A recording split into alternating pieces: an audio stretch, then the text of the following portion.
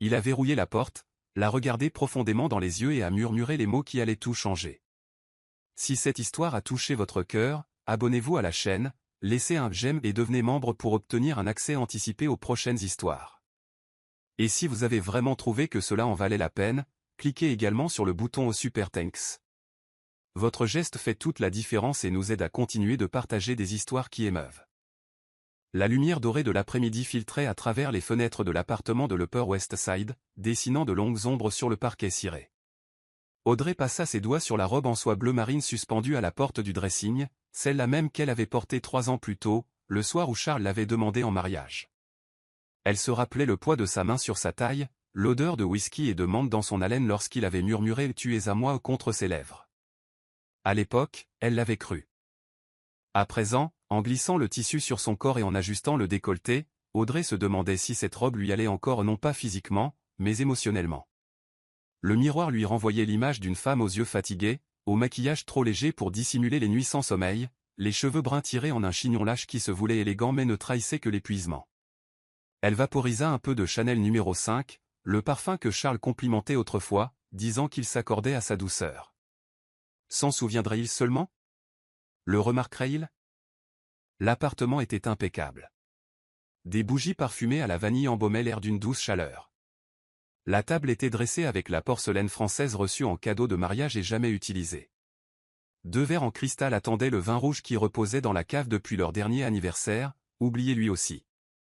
Audrey avait préparé un risotto aux champignons shiitake, le plat préféré de Charles, et l'avait laissé refroidir lentement tandis que l'horloge au mur sonnait 7 heures. Puis 8 heures. Puis 9 heures. Elle envoya 3 messages. Le premier, à 19h15, « Je t'attends, mon amour ». Le deuxième, à 20h, « Tu arrives ». Le troisième, à 20h40, elle l'effaça avant de l'envoyer. Il ne servait à rien de supplier. Charles ne répondait plus à ses messages avec la même urgence. Parfois, cela prenait des heures, d'autres fois, il les ignorait simplement.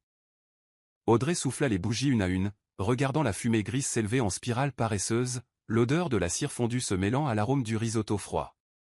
Elle s'assit sur le canapé en cuir italien, pieds nus, les jambes repliées contre sa poitrine, et prit son téléphone. Elle fit défiler Instagram sans vraiment voir les photos, jusqu'à ce que quelque chose l'arrête, la fige, lui coupe le souffle.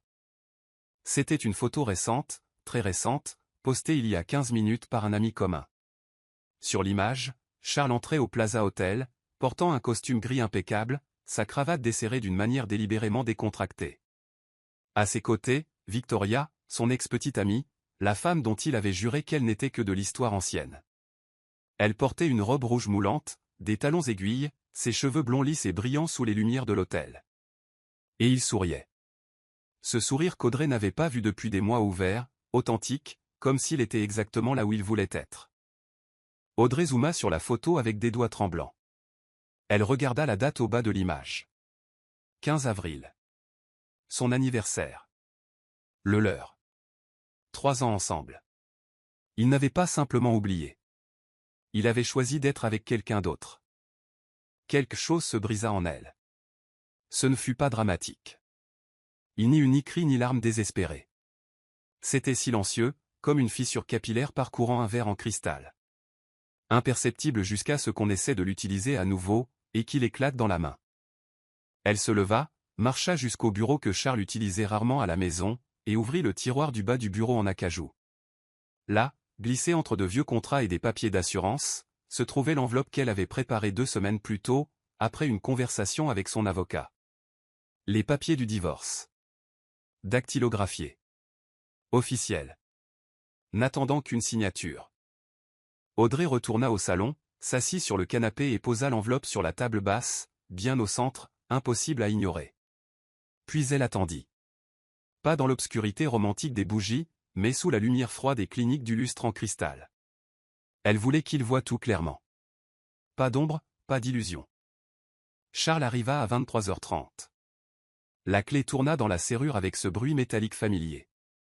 Il entra, posa sa mallette en cuir sur la console de l'entrée, desserra sa cravate, la même qui était de travers sur la photo, et s'arrêta en voyant Audrey assise là, immobile, ses yeux vides fixés sur lui. « Tu es encore réveillé » dit-il, la voix neutre, comme s'il commentait la météo. Je le suis, répondit Audrey. Sa voix sortit étrangement calme, presque indifférente. Charles fronça les sourcils, remarquant enfin quelque chose de différent. La robe, la table dressée, le lourd silence. Il s'est passé quelque chose? Audrey faillit rire. Faillit seulement. À la place, elle prit l'enveloppe et la lui tendit. Signe ça, Charles. Il regarda l'enveloppe comme s'il s'agissait d'une bombe sur le point d'exploser. Il ne bougea pas. Qu'est-ce que c'est? Tu sais ce que c'est. Charles fit un pas en avant, prit l'enveloppe avec des mains qui, pour la première fois depuis longtemps, tremblaient légèrement. Il l'ouvrit, lut la première ligne. Son visage perdit ses couleurs. Audrey, je. Non. Elle leva la main, le coupant. Ne dis rien. Signe juste. Je ne vais pas signer ça. Alors je signerai moi-même et je les déposerai demain. De toute façon, c'est fini.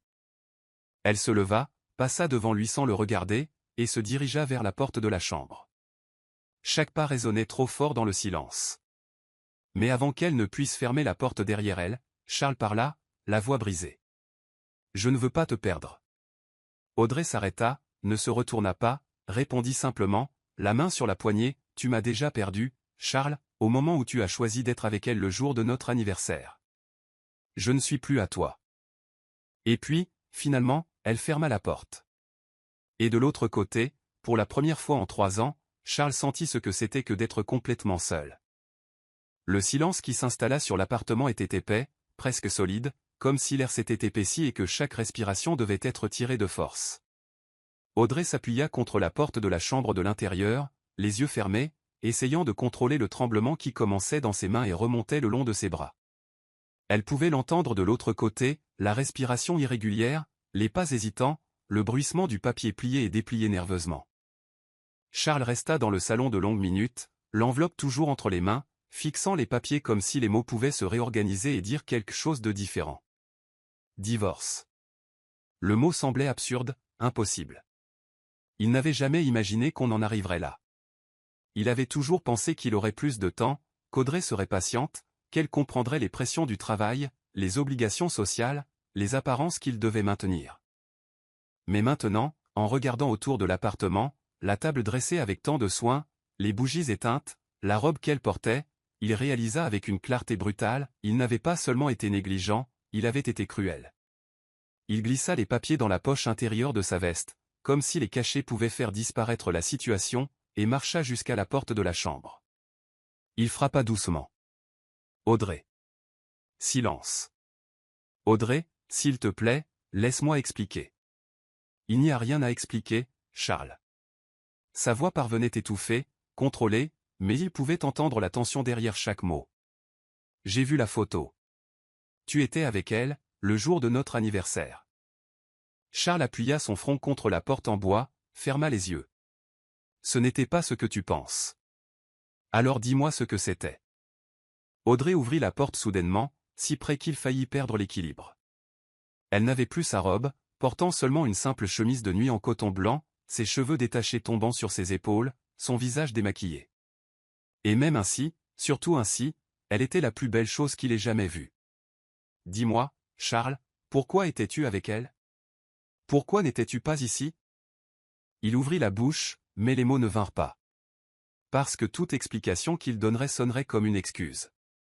Et peut-être était-ce exactement ce que c'était. Une excuse. J'avais une réunion d'affaires. Victoria était là parce qu'elle est investisseuse dans un projet qui... Arrête.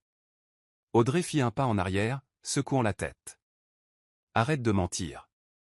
Arrête de prétendre que c'était du travail.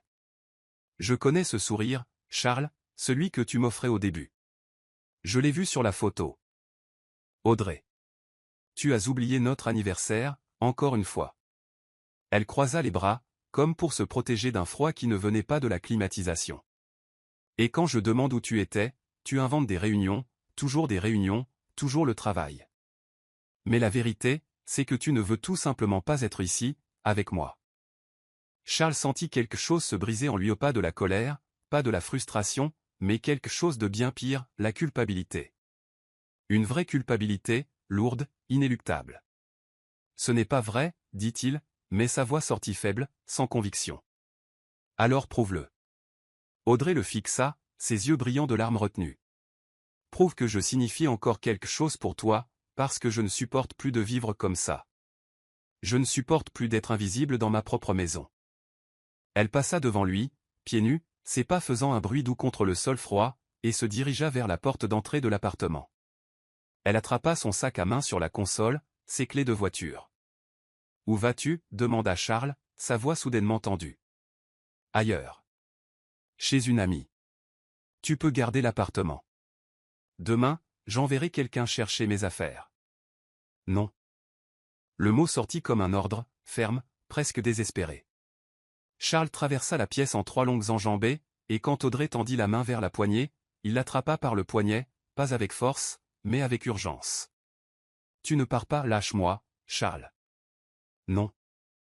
Audrey tira sur son bras, mais il ne céda pas. Au lieu de cela, il bougea rapidement, pressant son dos contre la porte et bloquant la sortie. Elle le regarda, incrédule. « Qu'est-ce que tu fais ? Je t'empêche de commettre une erreur. » L'erreur a déjà été commise. Il y a des mois. Pars-toi. Alors laisse-moi la réparer. Charles prit son visage entre ses 2 mains, la forçant à le regarder dans les yeux. Laisse-moi te montrer que je tiens encore à toi. Que tu comptes toujours. Tu ne peux pas juste verrouiller la porte et penser que ça résout quoi que ce soit. Sa voix tremblait maintenant, l'armure de froideur commençant à se fissurer. Tu ne peux pas me garder ici. Je ne te garde pas ici. Il approcha son visage, son souffle se mêlant au sien. Je te demande. Reste. Juste 1 minute de plus. Écoute-moi juste. Audrey ferma les yeux, essayant de se protéger contre la proximité, contre la chaleur de sa peau, contre l'odeur de son eau de Cologne coûteuse mélangée à quelque chose d'essentiellement lui qui la désarmait toujours. Il n'y a rien que tu puisses dire qui. Je t'aime toujours. Les mots tombèrent entre eux comme des pierres jetées dans un lac, créant des ondes qui s'étendaient et touchaient tout autour. Audrey ouvrit les yeux, cherchant des mensonges sur son visage, mais tout ce qu'elle trouva fut une vulnérabilité brute. « Si tu m'aimes, murmura-t-elle, pourquoi cela fait-il si mal ?» Charles n'avait pas de réponse à cela, alors il tint son visage plus fermement, ses pouces essuyant des larmes qu'elle n'avait même pas réalisé avoir versées. « Parce que je suis un idiot. Parce que je t'ai prise pour acquise. Parce que je pensais que tu serais toujours là à attendre et j'ai oublié de te donner des raisons de rester. Alors pourquoi devrais-je rester maintenant ?» Il pressa son front contre le sien, ferma les yeux. « Parce que si tu franchis cette porte maintenant, je ne me le pardonnerai jamais. Et tu passeras le reste de ta vie à te demander si cela aurait pu être différent. » Audrey sentit ses jambes faiblir, sentit la colère céder la place à quelque chose de bien plus dangereux, l'espoir. Cet espoir fragile et traître qui l'avait blessé tant de fois auparavant. « Tu veux partir » demanda Charles, la voix rauque. « Alors vas-y. Mais avant de le faire, regarde-moi dans les yeux et dis-moi que tu ne ressens plus rien. Dis-moi que c'est vraiment fini, que tu ne te réveilles pas au milieu de la nuit en souhaitant que je sois à tes côtés. Que ça ne te manque pas, l'époque où c'était nous deux contre le monde. » Elle ouvrit la bouche pour dire exactement cela. Pour mentir, si nécessaire, et se libérer de cette prison émotionnelle. Mais les mots ne vinrent pas. Parce qu'au fond, tout au fond, là où elle essayait de cacher la vérité même à elle-même, Audrey l'aimait encore. Et il le savait. Charles vit l'hésitation dans ses yeux, et pour la première fois depuis des mois, il sentit que peut-être, juste peut-être, il y avait encore une chance. « Reste » murmura-t-il contre ses lèvres sans l'embrasser, laissant juste le mot flotter là, une promesse et une supplique. « Juste ce soir. Demain, si tu veux toujours partir, je ne t'arrêterai pas. Mais donne-moi ce soir pour te rappeler qui nous étions, ce que nous pouvons encore être. » Audrey ferma les yeux, et à ce moment-là, piégée entre la porte et l'homme qui l'avait détruite et qu'elle aimait toujours, elle prit la décision la plus dangereuse de toutes. Elle resta. Le lendemain matin arriva avec une lumière cruelle et impitoyable qui perçait à travers les rideaux et exposait chaque fissure, chaque imperfection de l'appartement, et de ce qu'il restait de ce mariage. Audrey se réveilla seule dans le lit king size, les draps en lin égyptien froid du côté où Charles aurait dû être. Elle roula sur le côté, et ne trouva qu'un mot griffonné sur une page arrachée à son carnet de croquis. Réunion tôt. On parlera plus tard. Voilà. On parlera plus tard. Comme si la nuit précédente n'avait pas eu lieu, comme s'il n'avait pas supplié, n'avait pas promis, n'avait pas tenu son visage comme si c'était la chose la plus précieuse au monde. Audrey froissa le papier dans sa main et le jeta dans la corbeille à côté du lit. C'était fini. Elle n'en pouvait plus. 3 heures plus tard, elle était à la porte de l'appartement de Sarah, sa meilleure amie depuis l'université à Brooklyn. Sarah ouvrit la porte encore en pyjama, les cheveux bouclés tirés en un chignon désordonné, et n'eut besoin de rien demander. Le visage d'Audrey disait tout. « Entre », dit simplement Sarah en tenant la porte ouverte. « Le café est prêt. » L'appartement de Sarah était l'opposé du sien, petit, douillet, rempli de plantes suspendues aux fenêtres et de coussins colorés éparpillés sur le canapé usé. Ça sentait le café fraîchement moulu et le pain grillé. C'était chaotique, mais c'était vivant, quelque chose que l'appartement impeccable d'Audrey avait cessé d'être depuis longtemps. « Il a encore oublié ?» demanda Sarah en tendant à Audrey une tasse de café fumante. Pire. Il était avec son ex, au Plaza, le jour de notre anniversaire.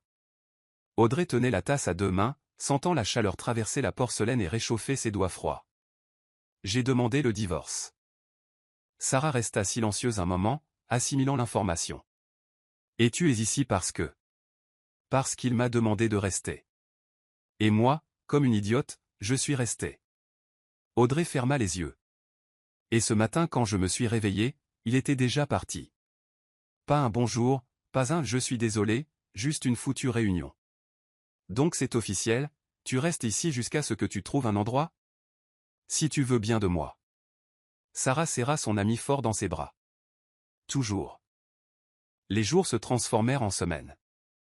Audrey essaya de reconstruire une routine qui ne tournait pas autour de Charles.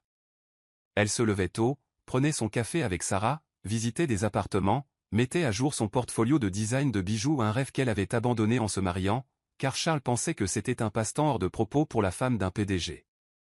Ce fut un jeudi après-midi, alors qu'elle travaillait sur son ordinateur portable dans un café branché de Williamsburg, qu'elle le vit. Logan. Il faisait la queue à la caisse, portant un jean délavé et un simple t-shirt blanc, des cheveux bruns un peu longs tombant sur ses yeux, un sac à dos usé sur le dos. Il commanda un flat white, paya, se retourna et la vit. La reconnaissance fut instantanée. Ses yeux s'illuminèrent. « Audrey ? Audrey Mitchell ?» Elle sourit. Le premier sourire sincère depuis des semaines. Logan Pierce. « Mon Dieu, combien d'années ? 8 ? 10 ? » Il s'approcha, tenant sa tasse, son sourire ouvert et désarmant. « Tu as disparu après l'université. J'ai essayé de te trouver sur LinkedIn quelques fois. J'ai un peu disparu, c'est vrai. » Audrey ferma son ordinateur, faisant signe vers la chaise vide en face d'elle. « Assieds-toi. Raconte-moi ta vie. » Et il s'assit. Et ils parlèrent. D'abord du vieux temps, des cours de design, des professeurs excentriques, de ce projet final où ils avaient failli perdre leur amitié pour un désaccord sur la typographie. Puis du présent. Logan était graphiste freelance, vivait à Buswick, faisait des illustrations pour des éditeurs indépendants et, pendant son temps libre, enseignait l'art aux enfants défavorisés. « Et toi ?» demanda-t-il en prenant une gorgée de café. « Tu t'es marié, n'est-ce pas ? Je me souviens que tu as posté quelque chose il y a quelques années. » Le sourire d'Audrey vacilla. « Oui. Je suis en train de me séparer. »« Oh. Désolé. Je ne voulais pas, non, ça va. » Elle prit une profonde inspiration. C'était la meilleure chose que je pouvais faire. Logan l'étudia un moment. Ses yeux bruns qui avaient toujours été gentils, qui voyaient toujours au-delà des surfaces. Tu as l'air fatigué. Mais tu ressembles aussi plus à toi-même que dans mes souvenirs des dernières photos que j'ai vues. C'était vrai.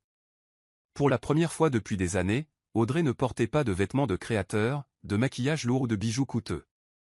Elle était en jean, un t-shirt basique, des baskets confortables, et elle se sentait plus elle-même qu'elle ne l'avait été durant tout le temps passé en tant que Madame Whitmore. « Je crois que je commence à me retrouver, » admit-elle. « Je suis content. » Logan sourit, et il y avait une sincérité dans ce sourire qui la désarma complètement. « Écoute, je sais que tu traverses un moment difficile. Mais est-ce que tu crées toujours des bijoux ? » J'essaie. Pourquoi ? Parce que je monte une exposition collective avec quelques artistes locaux. Design, photographie, illustration, et j'adorerais que tu participes, si tu veux, bien sûr. Pas de pression. Audrey sentit quelque chose s'allumer en elle, une étincelle d'excitation qu'elle n'avait pas ressentie depuis des années. Sérieusement? Sérieusement. On pourrait même travailler ensemble, si tu veux. Une collaboration entre design de bijoux et illustration pourrait être intéressante. Et c'est ainsi que cela commença. Des réunions au café, des sessions de brainstorming, Logan dessinant pendant qu'Audrey faisait des croquis. Il parlait de couleurs, de textures, de comment transformer des émotions en articles. Elle lui montrait comment donner forme à l'invisible, comment capturer la lumière dans le métal et la pierre. Et à un moment donné, entre les rires et les cafés froids oubliés sur la table, Audrey réalisa qu'elle était heureuse. Pas ce bonheur performatif qu'elle simulait pour les amis de Charles, mais un bonheur calme et authentique qui venait du fait d'être vue, d'être écoutée, d'être valorisée. Logan ne mettait jamais la pression, ne posait jamais de questions sur son mariage au-delà du nécessaire. Il était juste là, constant, gentil, présent. Un soir, après une session productive, il la raccompagna jusqu'au métro. La nuit d'automne était froide. Des feuilles dorées dansaient sous la lumière des vieux lampadaires de Brooklyn. « Merci », dit Audrey quand ils atteignirent l'entrée de la station. « Pourquoi ? » »« Pour m'avoir rappelé qui j'étais avant de me perdre. » Logan mit ses mains dans les poches de sa veste en laine, la regardant avec cette douce intensité qui la faisait se sentir en sécurité. « Tu ne t'es jamais perdue, Audrey. Tu te cachais juste. Et maintenant tu reviens. Et c'est beau à voir. » Il lui dit au revoir d'un signe de la main et descendit les escaliers dans la direction opposée. Audrey resta là, à le regarder partir, sentant quelque chose de dangereux et merveilleux grandir en elle, la possibilité de recommencer. Quand elle rentra à l'appartement de Sarah, elle trouva 3 messages non lus de Charles. « Où es-tu ? Nous devons parler. »« Audrey, réponds-moi. » Elle regarda les messages un long moment, et puis, pour la première fois, elle verrouilla simplement son téléphone et alla dormir. Charles pouvait attendre. Pour la première fois depuis des années, elle avait quelque chose de plus important à faire, redécouvrir qui était Audrey Mitchell quand personne ne regardait, et découvrir que, peut-être, elle aimait bien plus cette version d'elle-même. L'appartement n'avait jamais semblé si grand, si silencieux, si absolument vide. Charles rentrait du bureau chaque soir en s'attendant à trouver Audrey, dans la cuisine en train de faire du thé, sur le canapé lisant un livre, ou simplement existant dans cet espace qui ressemblait maintenant à un mausolée de marbre et de verre. Mais elle n'était pas là, et chaque jour qui passait, son absence devenait plus palpable, plus étouffante, comme si l'air lui-même était devenu plus lourd sans elle.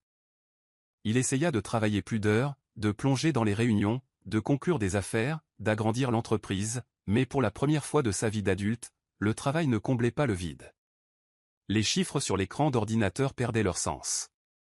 Les présentations PowerPoint semblaient grotesquement futiles, et quand Victoria apparut à son bureau portant une autre robe coûteuse et un sourire calculé, il ne ressentit que de la nausée. « Charles, chéri », dit-elle en fermant la porte derrière elle et en marchant vers son bureau avec cette confiance féline qui l'attirait autrefois. « À propos de ce dîner. »« Il n'y aura pas de dîner, Victoria. » Elle cligna des yeux, surprise. « Pardon ? » ?»« J'ai dit qu'il n'y aura pas de dîner, pas de réunion, rien. Quoi que tu penses qu'il va se passer entre nous, ça n'arrivera pas. » Charles se leva, le regard froid et direct. « Je suis marié. Techniquement, tu es en train de divorcer. Techniquement, j'aime toujours ma femme, et j'ai été un parfait idiot de te laisser, toi ou qui que ce soit d'autre, penser le contraire. » Victoria plissa les yeux, le masque de sympathie tombant une seconde. « Elle t'a quitté, Charles. Passe à autre chose. »« Non, je l'ai perdu.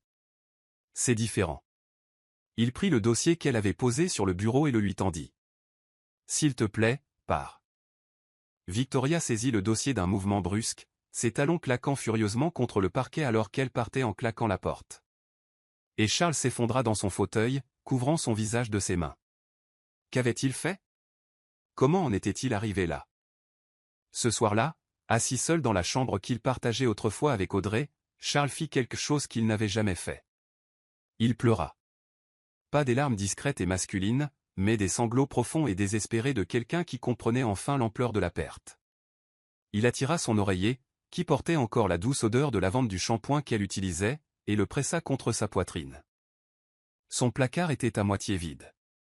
Des vêtements avaient disparu au cours des dernières semaines. Des chaussures. Des sacs à main. De petits morceaux d'identité qu'elle emportait, un par un. Il ouvrit le tiroir de sa table de nuit et trouva un carnet en cuir marron auquel il n'avait jamais prêté attention. En l'ouvrant, il réalisa que c'était un carnet de croquis.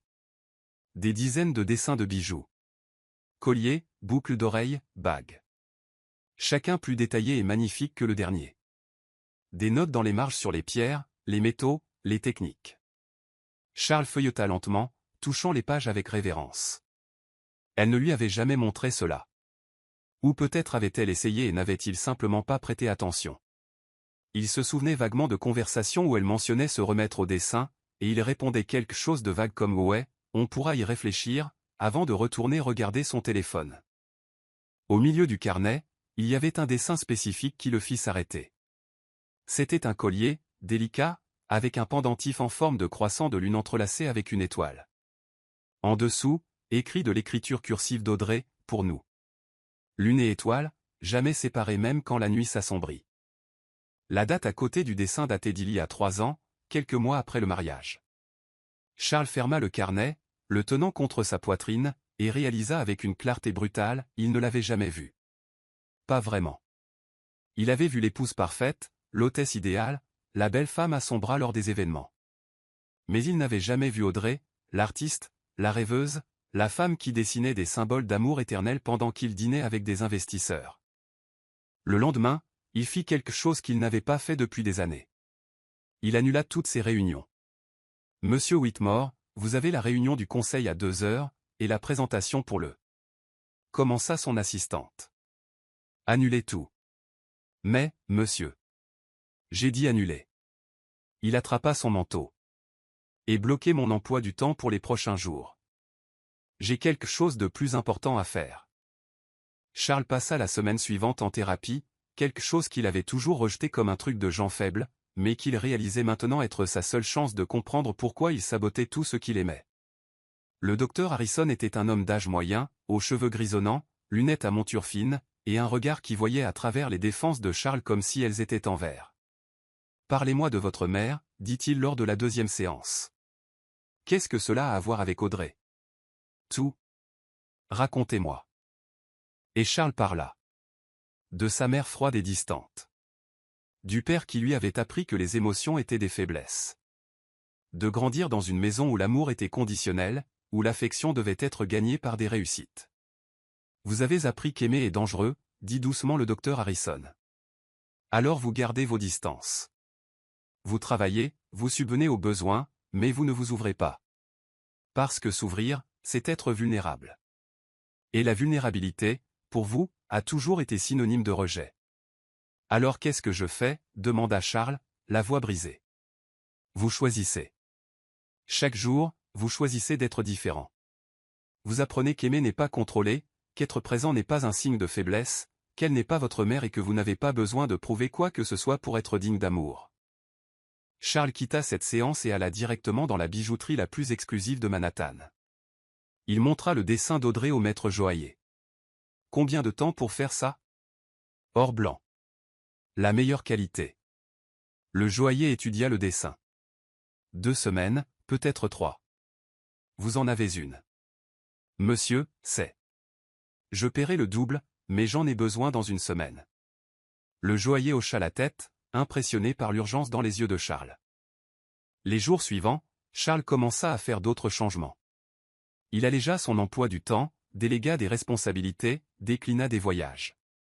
Il commença à courir le matin, quelque chose qu'Audrey lui avait toujours demandé de faire avec elle. Il cuisina pour la première fois depuis des années, suivant des recettes qu'elle avait l'habitude de faire. Et chaque soir, il s'asseyait sur le canapé où elle avait demandé le divorce, et écrivait. Des lettres qu'il n'envoyait jamais. Des lettres où il disait tout ce qu'il aurait dû dire avant, où il s'excusait, où il implorait une seconde chance. Il contacta aussi Marcus, son meilleur ami de l'université, qu'il avait éloigné car il ne comprenait pas la pression des affaires. « Mec, je t'appelle depuis 2 ans, dit Marcus quand ils se retrouvèrent dans un bar de Chelsea. Je sais, je suis désolé, j'étais un connard. Tu l'étais, mais tu es là maintenant. Marcus prit une gorgée de sa bière. C'est à propos d'Audrey? Comment le sais-tu? Parce que tu as l'air de quelqu'un qui s'est enfin réveillé et a réalisé qu'il avait perdu la meilleure chose de sa vie. Charles rit, mais il n'y avait aucun humour dans ce rire. Je ne sais pas si elle me pardonnera.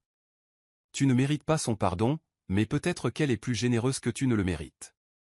Marcus le regarda sérieusement. Mais si elle te donne une seconde chance, ne foire pas tout encore une fois, parce que si tu blesses cette femme à nouveau, je te règle ton compte moi-même. Charles hocha la tête. Parce que Marcus avait raison. Si Audrey revenait, si elle revenait, il devait être un homme différent. Pas le PDG froid et distant, pas le mari négligent, mais l'homme qu'elle méritait depuis le début. Et pour la première fois depuis des mois, Charles ressentit quelque chose qui n'était ni le désespoir ni la culpabilité. Il ressentit de la détermination. Audrey était en pleine réunion avec le conservateur de la galerie quand le premier cadeau arriva. Un messager livra un petit paquet élégant enveloppé dans du papier craft avec un nœud en jute. Pas de carte, juste son nom écrit de cette écriture penchée qu'elle reconnaîtrait n'importe où. Elle attendit d'être rentrée à l'appartement de Sarah pour l'ouvrir. À l'intérieur, soigneusement enveloppé dans du papier de soie, se trouvait un livre, une première édition de Gatsby le Magnifique, avec la couverture bleue originale délavée. Elle passa ses doigts sur le dos usé, sentant le cuir vieilli. C'était son livre préféré à l'université. Elle l'avait mentionné une fois, dans une conversation il y a des années, quand ils commençaient tout juste à sortir ensemble. Elle ne savait pas si elle devait être émue ou agacée qu'il s'en soit souvenu. 3 jours plus tard, un autre cadeau. Cette fois, un vinyle rare de Billie Holiday, Lady Sing the Blues, édition originale de 1956. Audrey mit le disque sur la vieille platine de Sarah, et quand la voix rauque et mélancolique remplit l'appartement, elle ferma les yeux et se souvint de la première fois où elle et Charles avaient dansé ensemble, par une nuit d'hiver dans son salon, quand tout était nouveau et plein de promesses. « Il essaie de te reconquérir » demanda Sarah, assise à côté d'elle sur le canapé. « Il essaie quelque chose » Audrey serra ses genoux contre elle. « Mais je ne sais pas si c'est suffisant. » Qu'est-ce qui serait suffisant? Audrey ne savait pas quoi répondre.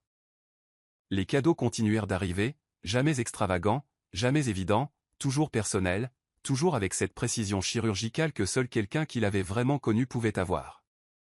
Une playlist Spotify apparut dans son fil, pour quand tu as besoin de te souvenir. Toutes les chansons qui passaient quand ils se sont rencontrés. The Night We Met, Slow Dancing in a Burning Room, Skinny Love. Chaque piste un souvenir, une blessure, un manque. Puis vint le cactus, un petit cactus épineux dans un pot en céramique turquoise fait main, avec un minuscule mot attaché, tu as dit que tu étais une survivante comme eux. Piquante à l'extérieur, mais pleine de vie à l'intérieur. Je n'ai jamais oublié. C'est. Audrey posa le cactus sur la fenêtre de sa chambre de fortune dans l'appartement de Sarah, et l'arrosa de larmes qu'elle ne put retenir. Et puis, par un après-midi gris de novembre, il apparut. Audrey quittait le studio partagé où elle travaillait sur la collection pour l'exposition, quand elle le vit, appuyé contre une Audi noire, tenant 2 gobelets en carton. Il ne portait pas de costume. Il portait un jean foncé, une veste en cuir usé qu'elle n'avait jamais vue avant, un simple t-shirt. Ses cheveux étaient un peu plus longs, ébouriffés par le vent. Et il y avait quelque chose de différent dans ses yeux, quelque chose de fatigué, de plus humain, de plus réel. Audrey s'arrêta au milieu du trottoir, le cœur battant. Charles se redressa en la voyant, mais ne s'approcha pas, leva juste l'un des gobelets. « Camomille » dit-il, sa voix portant cette hésitation vulnérable qu'elle ne s'attendait jamais à entendre de lui. « Avec du miel, pas de sucre, juste comme tu l'aimes. » Elle aurait dû faire demi-tour, l'ignorer et continuer de marcher, mais ses pieds n'obéirent pas. Au lieu de cela, elle traversa lentement la distance entre eux, acceptant le gobelet qu'il offrait, sentant la chaleur traverser le carton et réchauffer ses mains froides. « Qu'est-ce que tu fais là, Charles ? » ?»« Je t'attends. »« Comment savais-tu où j'étais ? » ?»« Je ne savais pas. J'ai essayé 3 endroits avant celui-ci. » Il prit une gorgée de son propre café, un expresso pur, sans sucre, exactement comme il le buvait toujours. « Je peux te parler ? » ?»« Juste 5 minutes. » Audrey regarda autour d'elle. Les gens se pressaient, les feuilles mortes dansaient sur l'asphalte, le ciel menaçait de pleuvoir. Et il était là, l'homme qui l'avait fait se sentir invisible pendant des mois, ayant l'air maintenant complètement perdu sans elle. 5 minutes, accepta-t-elle. Ils marchèrent côte à côte jusqu'à un petit parc voisin, s'asseyant sur un banc en bois sous un chêne presque complètement dénudé de ses feuilles. Le silence entre eux était épais, chargé de non-dits. « J'ai commencé une thérapie, dit finalement Charles, regardant le gobelet dans ses mains. Docteur Harrison. 3 fois par semaine. Audrey tourna la tête, surprise. Toi? Je sais. Je pensais que la thérapie c'était des bêtises, mais... Il prit une profonde inspiration. J'avais tort sur beaucoup de choses. J'avais tort sur la façon dont je te traitais, sur le fait de penser que le travail était plus important que toi, sur le fait de croire que tu serais toujours là à attendre, peu importe à quel point je te négligeais. Charles. Laisse-moi finir. S'il te plaît. Il la regarda enfin, et Audrey vit des larmes retenues dans ses yeux gris qui avaient toujours semblé si froids. J'ai trouvé ton carnet de croquis, celui avec les bijoux. Et j'ai réalisé que j'ai passé 3 ans marié avec toi sans jamais te demander quels étaient tes rêves, sans jamais te soutenir, sans jamais te voir. Audrey sentit sa gorge se serrer. Tu dis ça parce que tu veux que je revienne, parce que tu te sens seule. Je le dis parce que c'est vrai, et oui, je me sens seule, et je mérite de l'être. Mais Audrey. Il posa sa main à côté de la sienne sur le banc, sans la toucher, juste assez près pour qu'elle sente la chaleur. Je me souviens de tout, même des choses que tu pensais que je n'avais jamais entendues. Comme quoi? Comme le fait que tu disais vouloir un chien, un golden retriever appelé Gatsby, comme le fait que tu rêvais d'avoir un atelier, un endroit à toi où tu pourrais créer, comme le fait que tu voulais prendre des cours de poterie le samedi, comme... Sa voix se brisa. Comme le fait que tu m'aies demandé, il y a 6 mois, de t'accompagner à cette exposition d'art moderne au MoMA, et que j'ai dit que j'étais occupé. Audrey ferma les yeux, le souvenir revenant comme une vague. Elle avait acheté les billets à l'avance, s'était faite belle, et il avait annulé 15 minutes avant pour une réunion urgente qui n'était même pas si urgente. J'y suis allé seul, chuchota-t-elle. Je sais. Et tu as pleuré dans les toilettes du musée.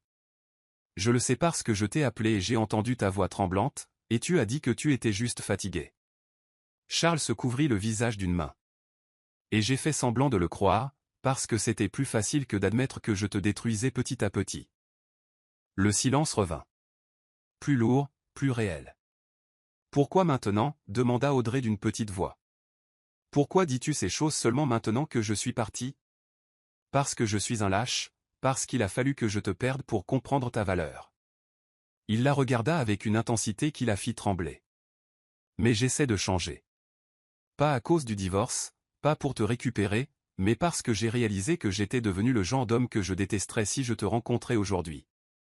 Audrey sentit une larme couler et l'essuya rapidement. Je ne sais pas si je peux te pardonner. Je sais et je comprends. Charles toucha enfin sa main, juste du bout des doigts, légèrement, comme on touche quelque chose de trop fragile pour être tenu. Mais je continuerai d'essayer. Pas pour te mettre la pression, pas pour te forcer à quoi que ce soit, mais parce que tu mérites de voir que le changement est possible, que les gens peuvent apprendre, que je peux être meilleur. Il se leva, laissant le gobelet vide sur le banc, et mit ses mains dans les poches de sa veste.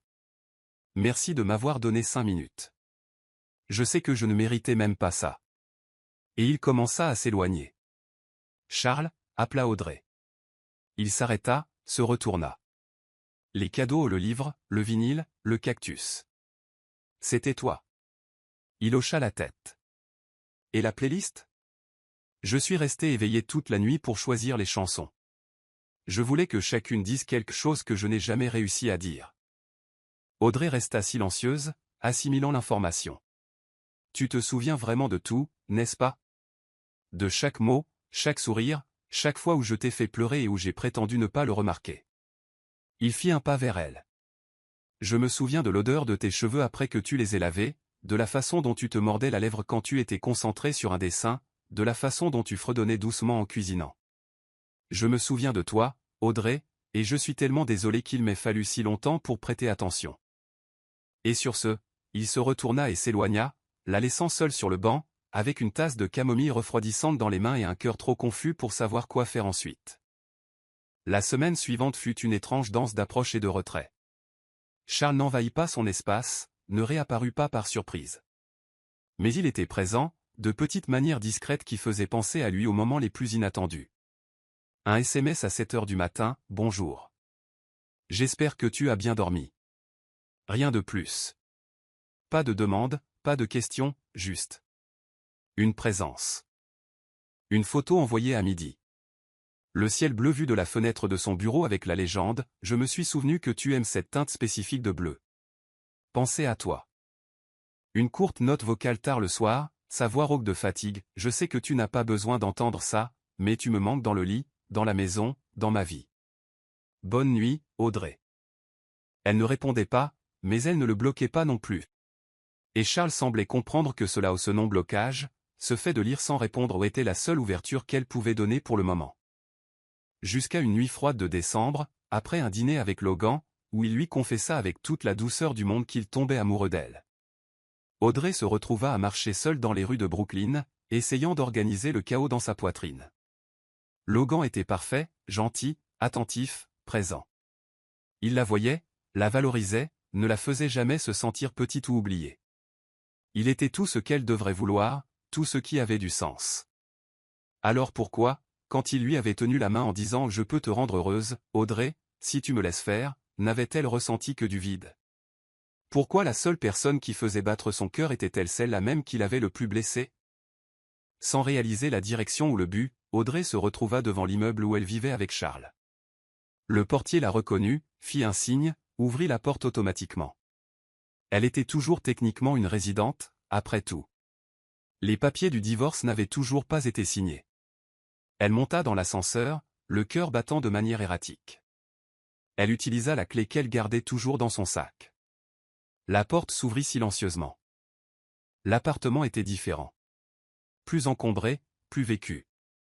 Il y avait une couverture jetée sur le canapé, des livres empilés sur la table basse, une tasse de café oubliée, et dans l'air, cette odeur de son eau de Cologne mélangée à quelque chose qu'elle ne pouvait identifier ou peut-être la solitude. Audrey? Elle se retourna. Charles se tenait à l'entrée du couloir, pieds nus, en pantalon de survêtement gris et un t-shirt blanc froissé. Ses yeux s'écarquillèrent, comme si elle était une apparition. La porte était ouverte, mentit-elle, ne sachant pas comment expliquer sa présence.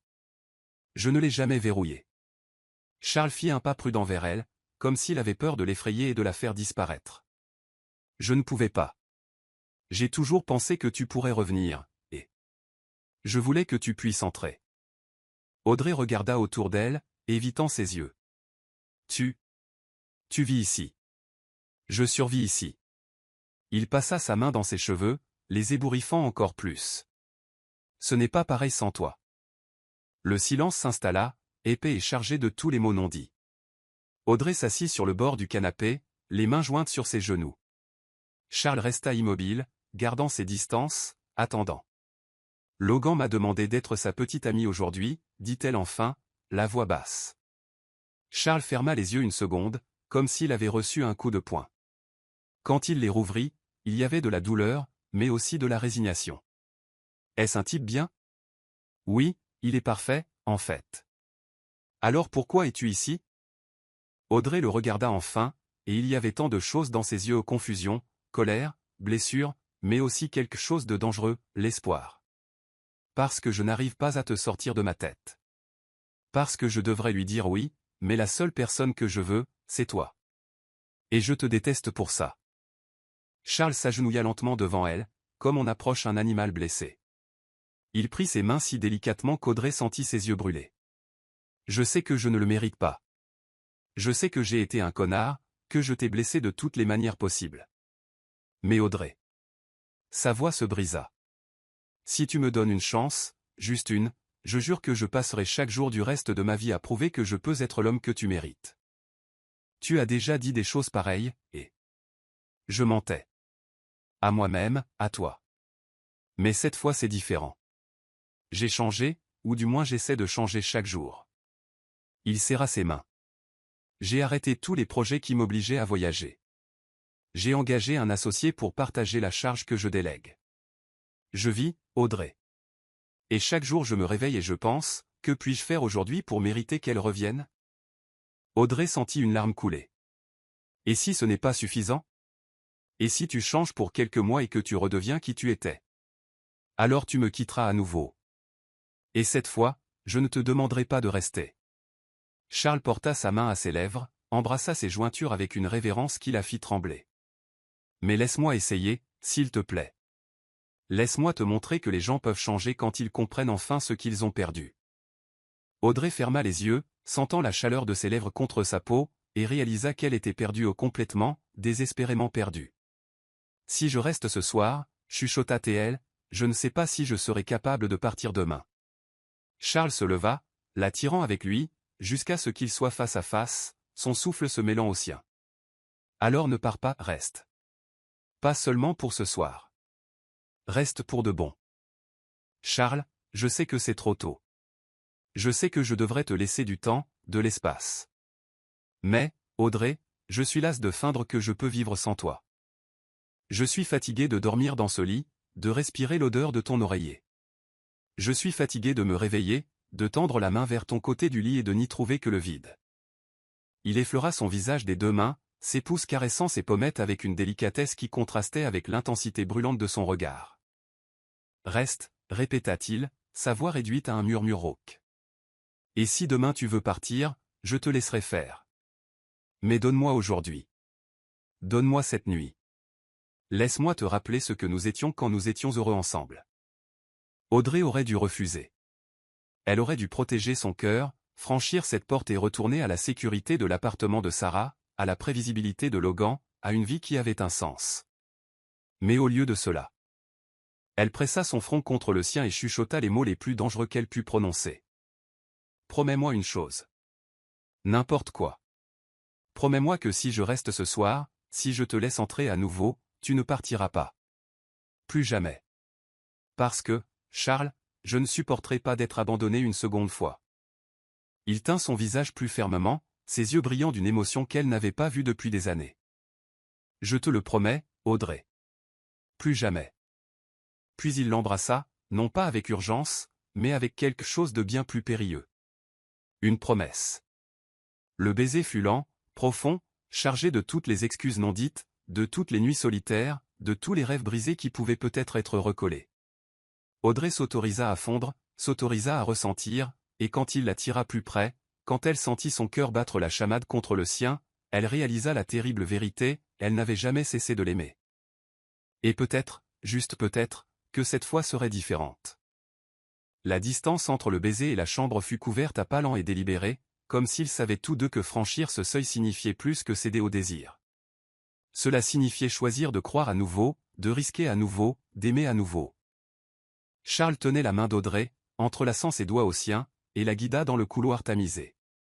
Elle pouvait sentir son pouce affolé sous sa peau, la tension dans les muscles de ses épaules lorsqu'il s'arrêta à la porte de la chambre et se tourna vers elle une dernière fois. « Tu es sûr ?» demanda-t-il, la voix éraillée, vulnérable. « Parce que...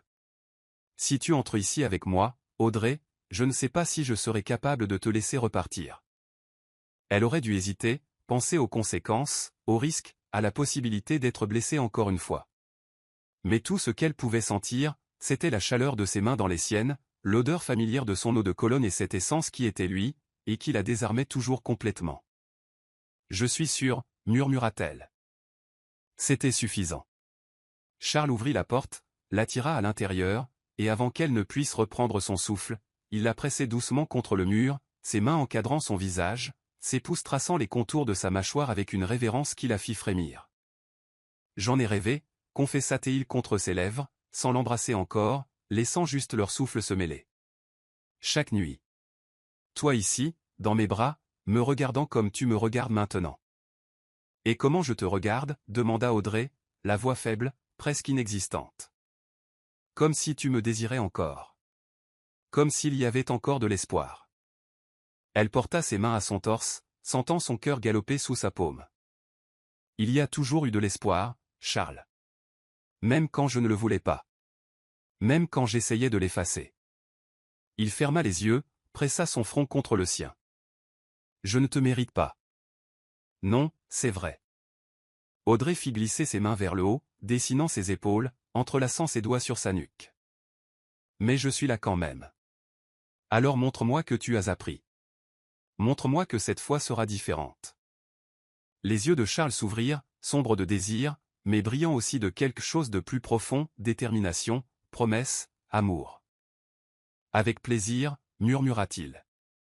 Et alors il l'embrassa, non pas avec l'urgence désespérée d'avant, mais avec une lenteur torturante qui vola l'air de ses poumons. Il explora sa bouche comme si c'était la première fois, comme s'il voulait mémoriser chaque goût, chaque son qu'elle émettait, chaque soupir qui s'échappait de ses lèvres entr'ouvertes. Audrey releva son t-shirt et il leva les bras pour l'aider, laissant le tissu tomber au sol. Elle passa ses mains sur son torse nu, sentant les muscles tendus, la peau chaude, les battements de cœur accélérés. Il était beau. Il l'avait toujours été. Mais il y avait quelque chose de différent maintenant. Peut-être la vulnérabilité. Peut-être la façon dont il la regardait, comme si elle était la seule chose au monde qui comptait.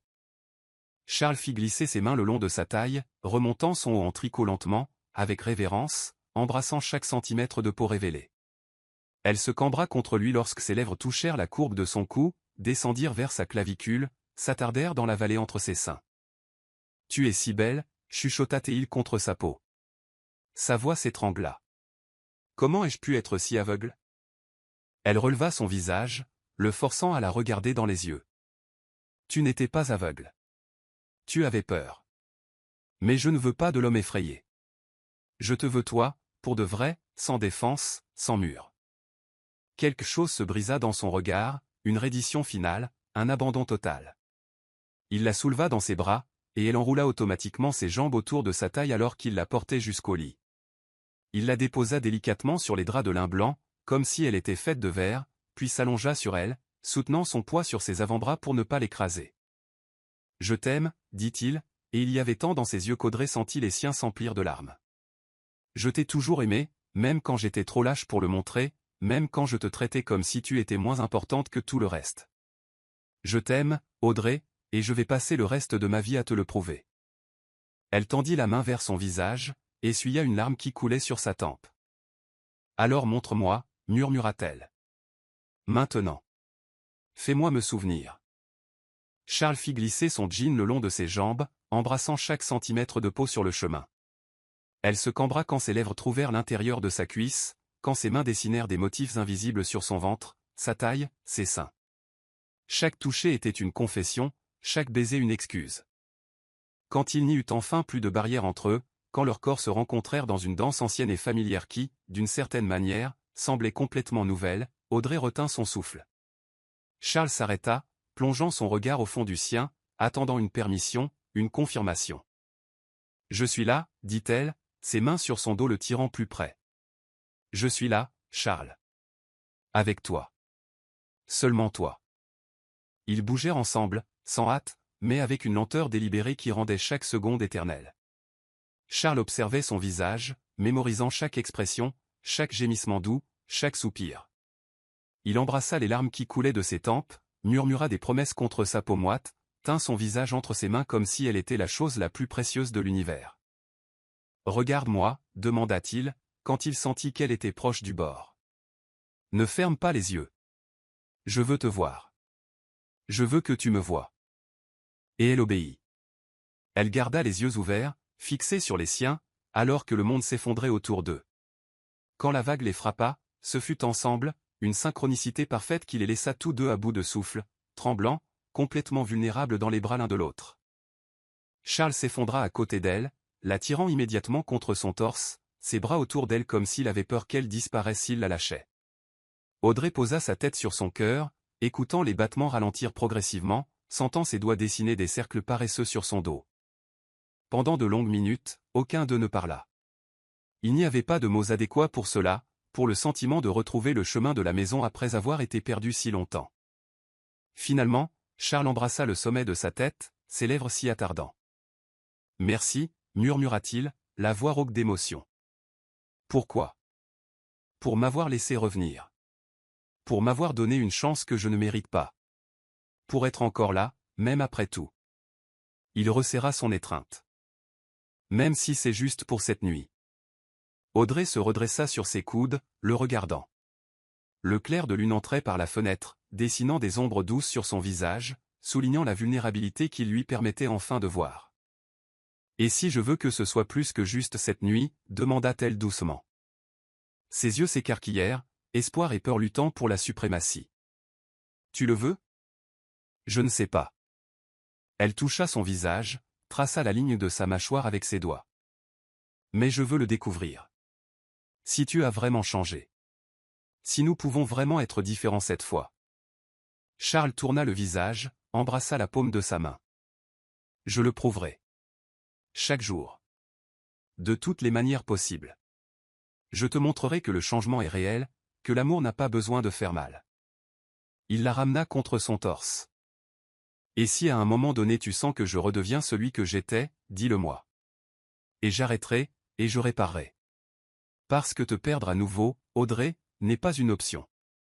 Elle se blottit contre lui, laissant enfin l'épuisement gagner, et alors qu'elle s'endormait dans ses bras, bercée par les battements réguliers de son cœur, Audrey s'autorisa à croire, pour la première fois depuis longtemps, que peut-être, juste peut-être, les fins heureuses étaient possibles.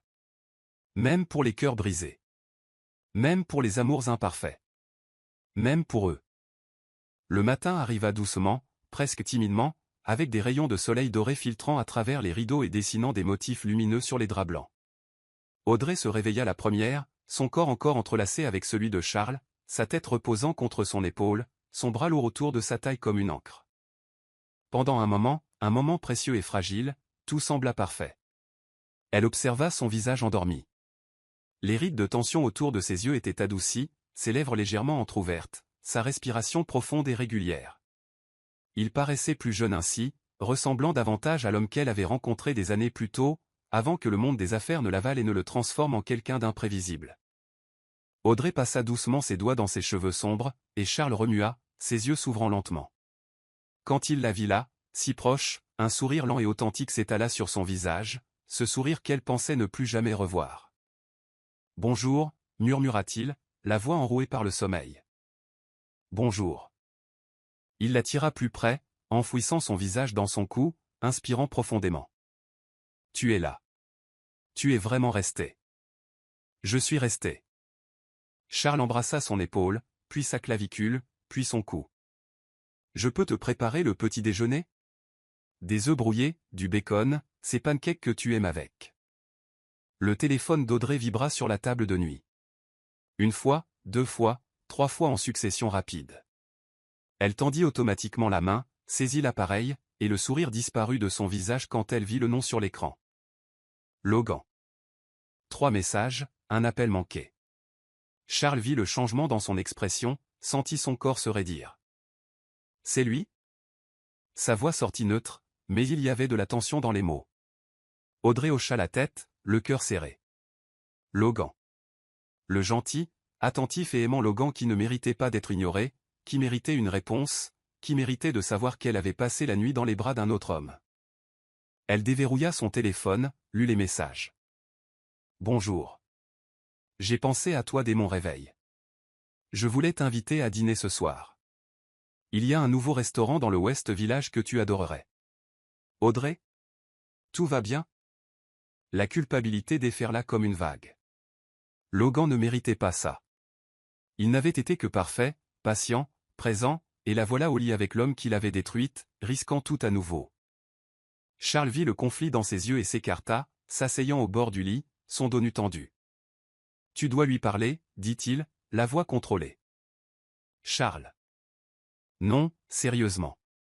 Il mérite de savoir et tu dois décider ce que tu veux. » Charles passa ses mains dans ses cheveux, la mâchoire serrée. « Je ne vais pas te mettre la pression. Je ne vais pas te piéger. Si tu veux aller vers lui, je comprendrai. Tu comprendras? » Audrey s'assit, tirant le drap contre sa poitrine. « Hier soir tu m'as demandé de rester, tu m'as dit que tu ne pouvais pas vivre sans moi. Et je ne le peux pas. Mais Audrey. » Il se tourna, ses yeux gris profonds et honnêtes. « Je t'aime assez pour te laisser être heureuse, même si ce n'est pas avec moi. » Avant qu'elle ne puisse répondre, la sonnette retentit. Forte, insistante. 3 longs coups. Ils se figèrent tous les deux. « Tu attends quelqu'un » demanda Audrey. « Non. » Charles se leva, enfila rapidement son pantalon de jogging et marcha vers la porte. Audrey entendit des voix, la sienne, surprise, et une autre voix féminine, forte, confiante, trop familière. Son sang se glaça.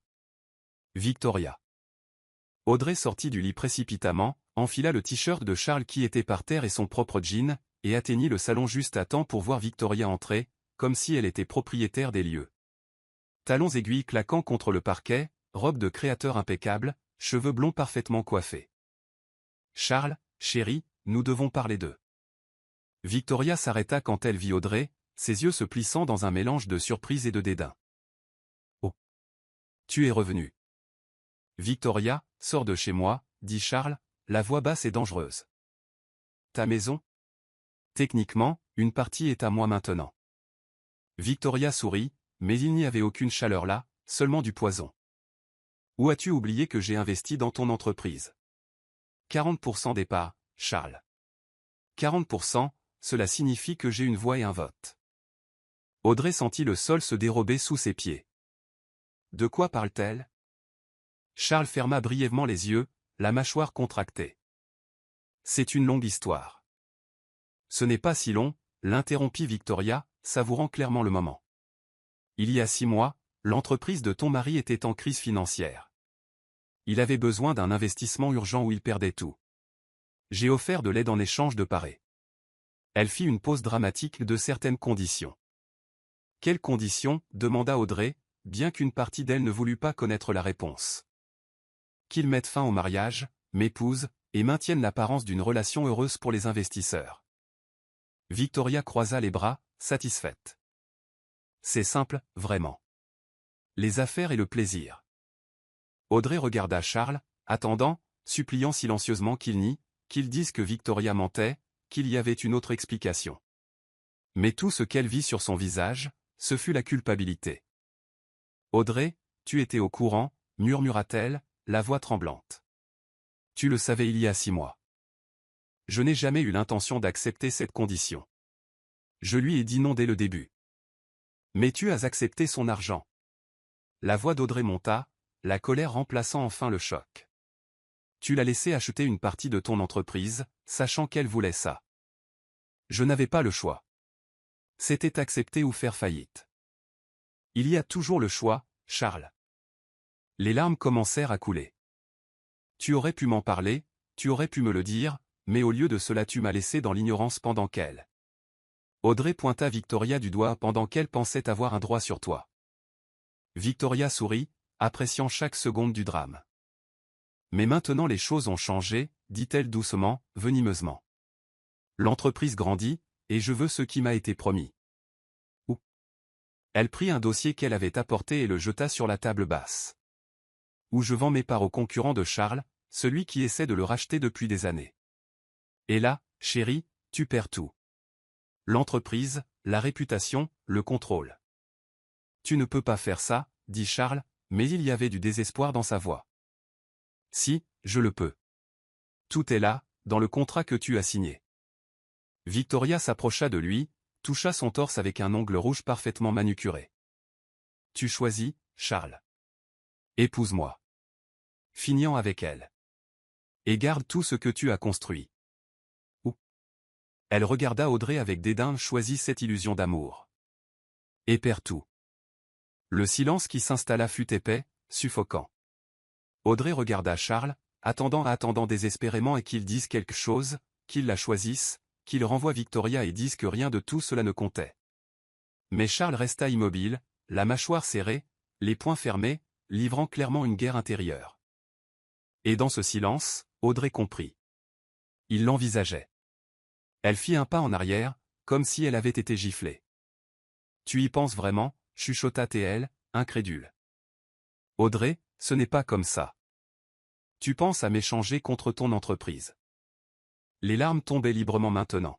« Après tout ce que tu as dit, après hier soir, après m'avoir promis que tu avais changé. » « J'ai changé, mais tu ne comprends pas. Cette entreprise est... » « Est quoi, Charles ? Plus importante que moi ? Plus importante que nous ? » Audrey attrapa son sac à main sur la console. « Tu sais ce qui est le plus triste ? C'est que pendant un instant, pour une nuit, je t'ai vraiment cru. » « Audrey, attends. » Elle s'arrêta à la porte, se tourna une dernière fois. « Non. Tu vas choisir ce qui est le plus important pour toi. Et quand tu le feras, tu devras vivre avec. Et puis elle partit, laissant Charles debout au milieu du salon, Victoria observant avec un sourire triomphant, et l'appartement soudain trop vide, trop froid, trop mort. Charles regarda Victoria, et ce qu'elle vit sur son visage la fit reculer d'un pas. Il n'y avait aucune hésitation, aucun doute. Il n'y avait que de la fureur. « Sors de ma maison, dit-il, la voix basse et mortelle. Charles, sois raisonnable. J'ai dit, sors. Il attrapa le dossier sur la table et le jeta dans sa direction. Tu peux garder tes parts. Tu peux vendre à qui tu veux. Tu peux détruire tout ce que j'ai construit. Il marcha vers la porte, l'ouvrit grand. Mais si tu penses que je vais choisir une entreprise plutôt qu'elle, alors tu ne me connais pas. Et tu ne m'as jamais connu. Victoria était stupéfaite. Tu feras faillite.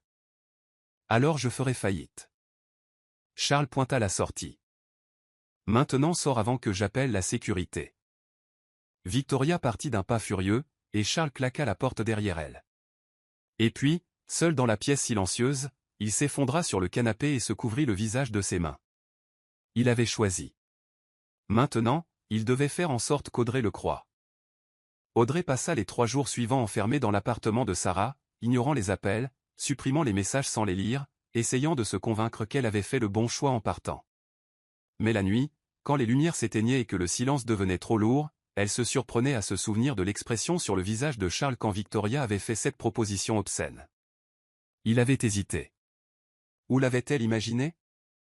Tu dois manger quelque chose, dit Sarah en entrant dans la pièce avec un plateau de toast et de thé. Et tu dois arrêter de te torturer. S'il n'est pas venu te chercher d'ici là, c'est peut-être le moment d'accepter ça. La sonnette retentit. Sarah et Audrey se regardèrent. La sonnette retentit à nouveau. Et encore. Et puis des coups insistants commencèrent sur la porte. Audrey, je sais que tu es là. La voix de Charles traversa le bois, désespéré, rauque. S'il te plaît, écoute-moi juste. 5 minutes. C'est tout ce que je demande. Sarah regarda son amie. Tu veux que je le renvoie? Audrey ferma les yeux, prit une profonde inspiration. Une partie d'elle le voulait.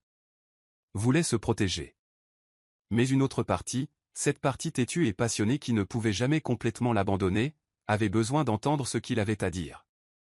Non, j'y vais. Elle ouvrit la porte, et ce qu'elle vit la fit s'arrêter. Charles avait l'air différent. Il portait un jean usé, un t-shirt simple, une veste en cuir fatiguée. Son visage portait une barbe de 3 jours, ses yeux étaient rouges d'épuisement, ses cheveux complètement ébouriffés. Il tenait un dossier en cuir usé et avait l'air de n'avoir pas dormi depuis des jours. Ça va? S'échappa de sa bouche avant qu'elle ne puisse se contrôler. Non, ça ne va pas. Charles fit un pas en avant. Je ne dors pas. Je ne mange pas.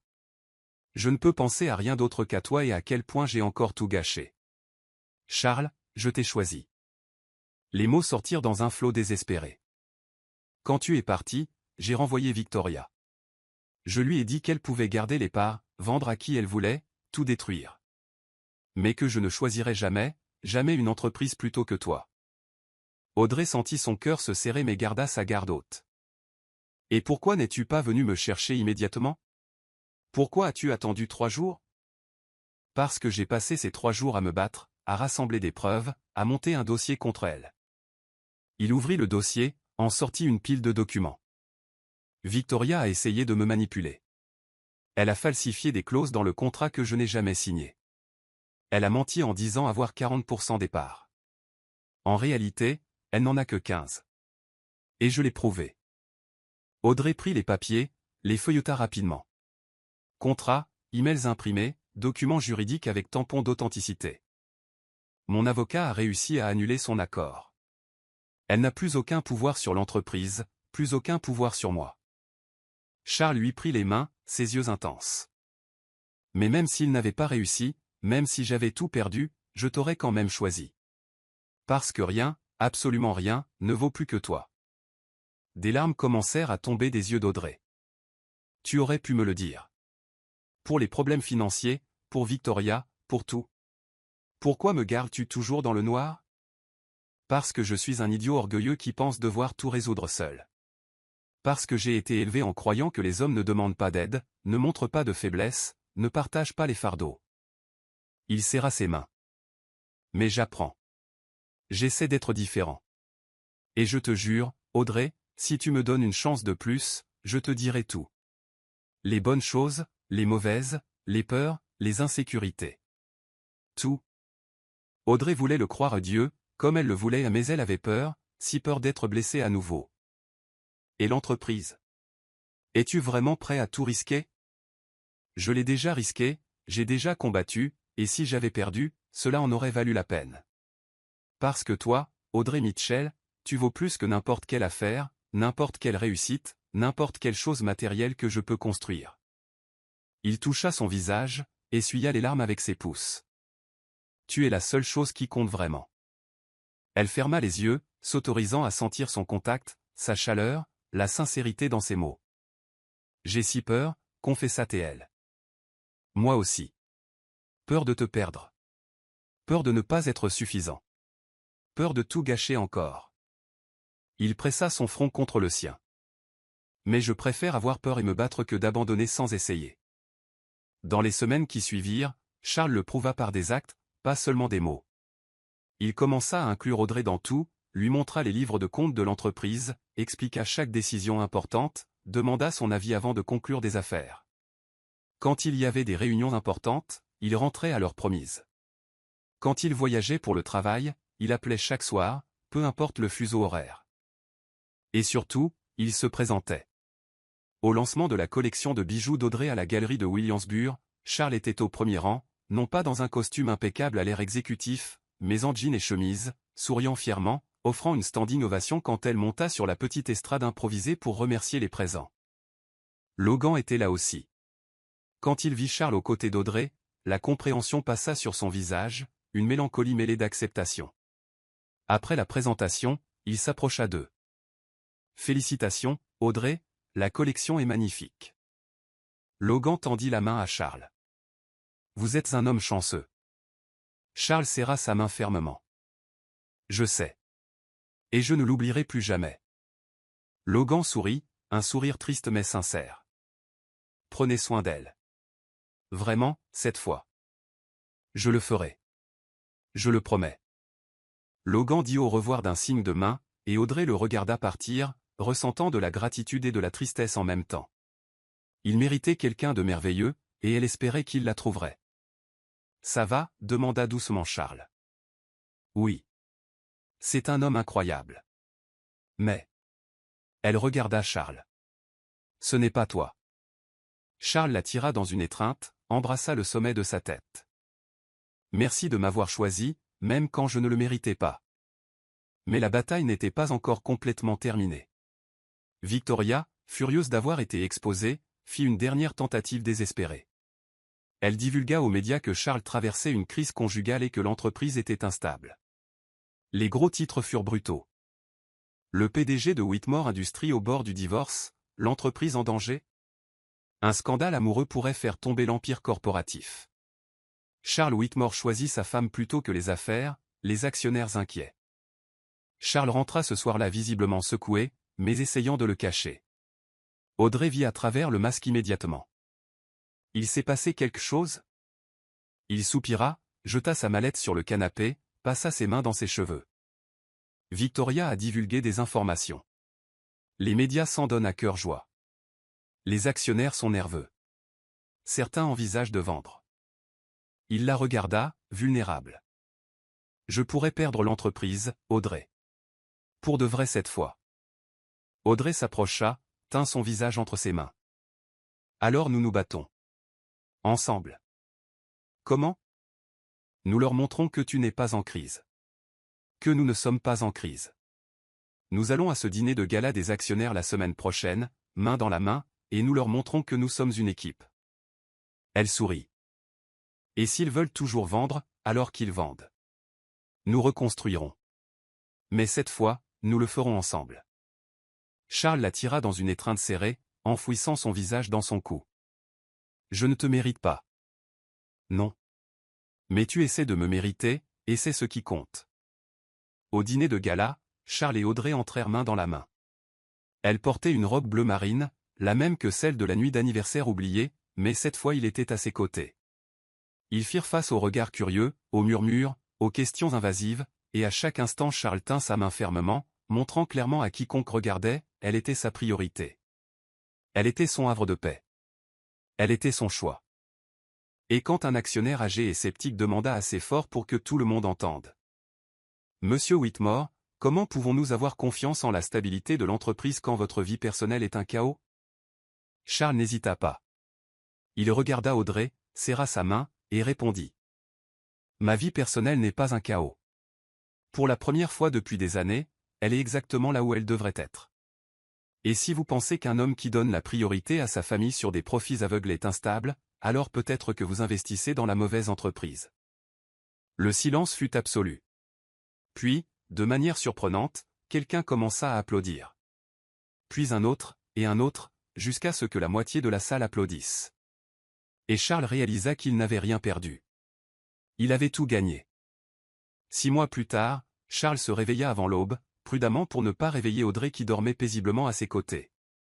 Il sortit du lit, enfila un short et un t-shirt, et marcha jusqu'à la cuisine. Il prépara du café, plaça des croissants frais dans un panier, attrapa le petit paquet qu'il avait caché des semaines plus tôt, et retourna dans la chambre. Audrey, chuchota-t-il, s'asseyant au bord du lit, touchant doucement son épaule. Réveille-toi, mon amour. Elle remua, enfouissant son visage dans l'oreiller. Quelle heure est-il? 5h30. Charles. Elle gémit, tirant la couverture sur sa tête. C'est samedi. Je t'aime, mais si tu n'as pas une très bonne raison de me réveiller avant le lever du soleil. J'en ai une. Fais-moi confiance. Il tira doucement la couverture. Allez, mets ça. Il jeta des vêtements confortables sur le lit. Nous devons aller quelque part. Audrey ouvrit un œil, méfiante, mais quelque chose dans son sourire, ce sourire de garçon espiègle qu'elle aimait tant, la fit se lever. Est-ce que ça a quelque chose à voir avec ces appels mystérieux que tu as passés? Peut-être. Et avec le fait que tu aies annulé des réunions aujourd'hui? Définitivement. Elle plissa les yeux, mais souriait. Tu complotes quelque chose. Toujours. Il embrassa son front. Maintenant, allons-y, avant que nous ne manquions l'aurore. 1h30 plus tard, ils étaient à la plage. Pas n'importe quelle plage. Montauk, à l'extrémité et de Long Island, là où les vagues s'écrasaient avec force contre le sable blanc et où l'horizon s'étendait à l'infini dans des nuances de rose et d'or. La plage était déserte, seuls les goélands volaient en cercles paresseux et le bruit rythmé de la mer remplissait le silence. Audrey enleva ses baskets, sentant le sable froid entre ses orteils, et se tourna vers Charles avec des yeux brillants. Tu m'as amené jusqu'ici juste pour voir le lever du soleil? Pas juste pour ça. Charles prit sa main, entrelaça ses doigts aux siens. Tu te souviens de la première fois que nous sommes venus ici? Je m'en souviens. C'était le 2e mois de notre relation. Tu avais loué ce cabriolet ridiculement cher, et nous avions roulé toute la nuit en écoutant de mauvaises chansons à la radio. Et tu as dit qu'un jour tu voulais te marier sur une plage, pieds nus dans le sable, sans tralala. Juste toi, moi et la mer. Audrey s'arrêta de marcher, son cœur commençant à s'emballer. Charles. Il se tourna vers elle, et il y avait tant d'émotion sur son visage qu'elle sentit ses yeux brûler. Quand je t'ai demandé en mariage la première fois, c'était dans un restaurant cher avec une énorme bague et un tas de gens que nous ne connaissions même pas bien qui regardaient. J'ai fait ça parce que je pensais que c'était ce qu'il fallait faire, grand, ostentatoire, impressionnant. Il serra sa main. Mais j'ai réalisé que ce n'était pas nous. C'était la fausse version de moi essayant de t'impressionner. Et j'ai échoué. Pendant des années, j'ai échoué. Charles, tu n'as pas besoin d'eux. Si, j'en ai besoin. Il lâcha sa main, fouilla dans sa poche, et quand il la ressortit, il tenait une petite boîte en velours bleu foncé. Mais il ne l'ouvrit pas. Pas encore. J'ai passé les derniers mois à essayer d'être l'homme que tu as toujours mérité en me montrant, en étant présent, en écoutant. Et j'ai réalisé que je ne veux pas passer le reste de ma vie à payer pour mes erreurs. Je veux le passer à construire quelque chose de nouveau. Il s'agenouilla dans le sable juste au moment où le soleil commençait à percer l'horizon, peignant le ciel de nuances d'orange, de rose et de violet. Audrey couvrit sa bouche de ses mains, les larmes coulant déjà librement. Audrey Mitchell. Il ouvrit la boîte, révélant une bague simple et élégante en or blanc avec un croissant de lune entrelacé avec une étoile. Le design de son carnet, celui qu'il avait trouvé des mois auparavant. Je ne veux pas revivre le passé. Je ne veux pas réparer ce que nous étions. Je veux construire quelque chose de complètement nouveau. De zéro. Avec toi. Il sortit la bague de la boîte, la tenant entre ses doigts tremblants. Veux-tu m'épouser? Pas pour la seconde fois, mais pour la première fois. Pour de vrai. Pas de mensonge. Pas de distance. Pas de cachette derrière le travail et la peur. Juste moi. Vulnérable. Imparfait. Mais complètement à toi. Audrey tomba à genoux dans le sable devant lui, ses mains tremblantes, son cœur si plein qu'il semblait sur le point d'exploser. Oui, dit-elle, la voix étranglée. Oui. 1 million de fois oui. Charles glissa la bague à son doigt puis la tira dans une étreinte serrée, tous deux agenouillés dans le sable alors que le soleil se levait derrière eux, illuminant le début de quelque chose de nouveau. Je t'aime, murmura-t-il contre ses cheveux. Et je vais passer chaque jour à le prouver. Je sais que tu le prouves déjà. Elle se recula juste assez pour le regarder dans les yeux. Et je t'aime aussi. Même quand tu me rendais folle. Même quand c'était dur. Je n'ai jamais arrêté. Ils s'embrassèrent là, dans le sable, avec le goût du sel et des larmes et des promesses tenues. Ils se marièrent juste là. Sans préavis. Sans invité. Charles avait tout planifié. Un juge de paix local qui avait accepté d'officier la cérémonie un samedi matin. 2 témoins, un couple âgé qui vivait dans une maison près de la plage, et que Charles avait rencontré des semaines auparavant en planifiant la surprise. « Avez-vous des vœux » demanda le juge, un homme aux cheveux blancs et aux yeux bienveillants. Charles hocha la tête, tint les mains d'Audrey. « Audrey, je promets d'être présent chaque jour, dans les petites choses comme dans les grandes. Je promets d'écouter quand tu parles, de te voir quand tu es dans la pièce, de te valoriser non seulement pour ce que tu fais pour moi, mais pour qui tu es. » Sa voix se brisa. « Je promets de ne plus jamais te prendre pour acquise. De ne jamais laisser le travail passer avant toi. Et si j'échoue, parce que je suis humain et que j'échouerai parfois, je promets de le reconnaître, de m'excuser et de réparer. Parce que le véritable amour, ce n'est pas de ne jamais faire d'erreur. C'est d'avoir le courage de reconstruire chaque fois que nécessaire. Ensemble. » Audrey essuya les larmes de son visage, prit une profonde inspiration. « Charles, je promets de te pardonner. Pas parce que tu le mérites, mais parce que l'amour est un choix, pas une question de mérite. Je promets d'être patiente quand tu trébucheras, de te rappeler qui tu es quand tu l'oublieras, et de te défier quand tu retomberas dans tes vieux schémas. » Elle sourit à travers ses larmes. « Je promets d'être ta partenaire, ton havre de paix et ta plus grande supportrice. Parce que tu mérites quelqu'un qui croit en toi, surtout quand tu ne crois pas en toi-même. » Le juge sourit, ému. « Alors, par les pouvoirs qui me sont conférés par l'État de New York, je vous déclare mari et femme.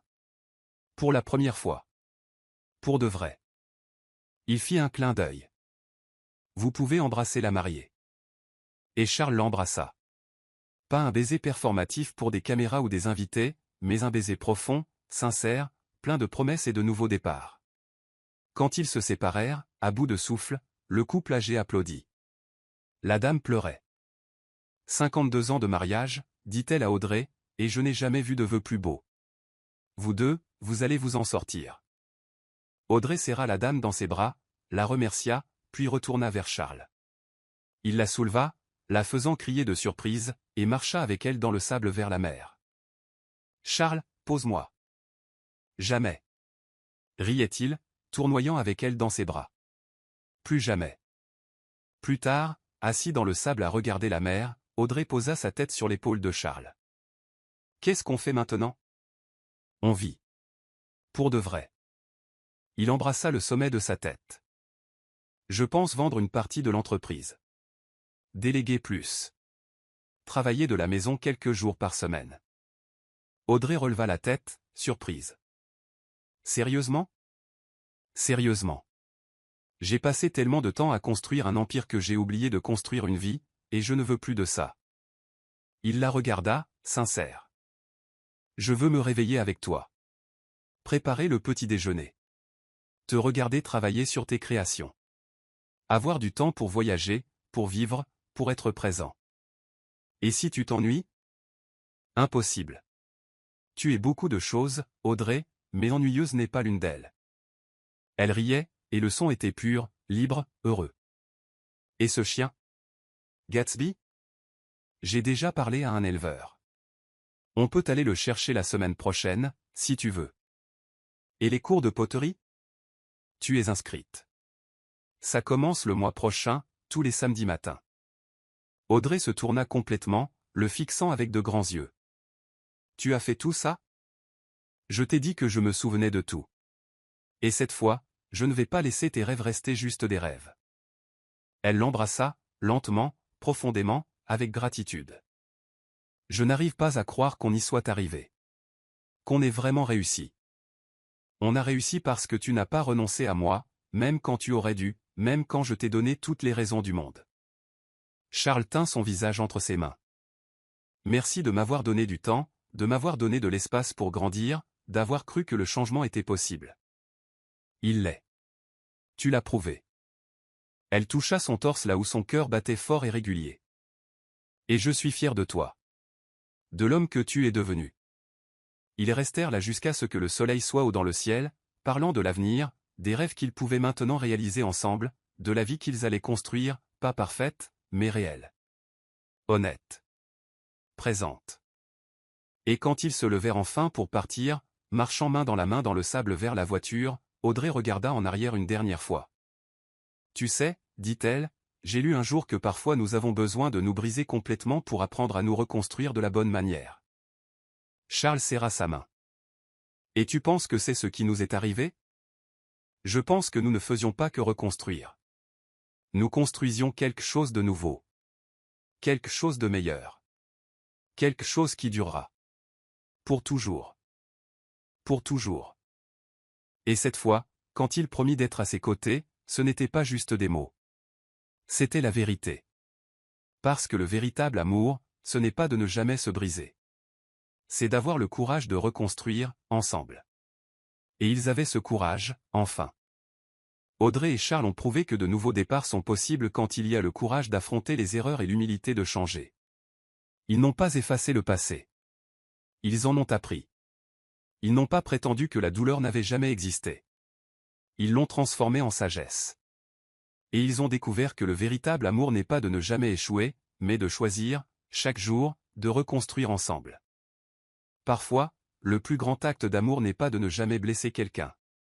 C'est d'avoir le courage de demander pardon, de changer vraiment, et de prouver par des actes que les promesses peuvent être tenues. Et peut-être que cette histoire ne concerne pas qu'eux. Peut-être qu'elle nous concerne tous. À propos des secondes chances que nous méritons de donner et de recevoir quand le véritable amour est en jeu. Et vous? Croyez-vous au nouveau départ? Si cette histoire a touché votre cœur, abonnez-vous à la chaîne, laissez un like et devenez membre pour obtenir un accès anticipé aux prochaines histoires. Et si vous avez senti que cela valait vraiment la peine d'être écouté, cliquez aussi sur le bouton « Super Thanks ». Votre geste fait toute la différence et nous aide à continuer d'apporter des histoires qui émeuvent les gens.